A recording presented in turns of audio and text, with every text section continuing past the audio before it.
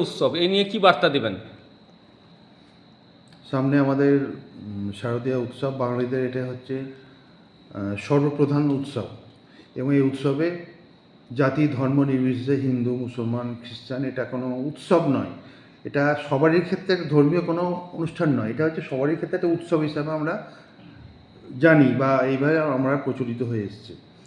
আমরা আশা করব যে এই দিনগুলি সবারই জন্য খুব ভালোভাবে কাটুক, সবাই সুখে শান্তিতে থাকুক এবং সামনে দুর্গাপুজোর সময় যে বিশাল ভিড় হবে সেই সময় আমি সবাইকে বলবো, অনুরোধ করব যে আপনারা একটু সাবধানে রাস্তা দেখাশোনা করে চলবেন এবং বাইক যেগুলো চলছে তারা একটু সাবধানে বাইক চালাবে, যার ফলে কোনো যাতে দুর্ঘটনা না ঘটে, কারণ তার জন্যও বাড়ি থেকে অপেক্ষা করছে এবং রাস্তায় যাদের সঙ্গে অ্যাক্সিডেন্ট হবে তাদেরও ক্ষতি হতে পারে, এই একটা ব্যাপার।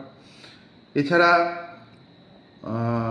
আমাদের এই এলাকায় সবসময় ধর্মীয় সম্প্রীতি সবসময় একটা নিদর্শন হয়ে থেকে গেছে।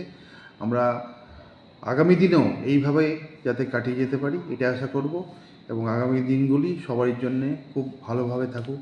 সবাইকে শারদীয়ার শুভেচ্ছা জানাই। নমস্কার।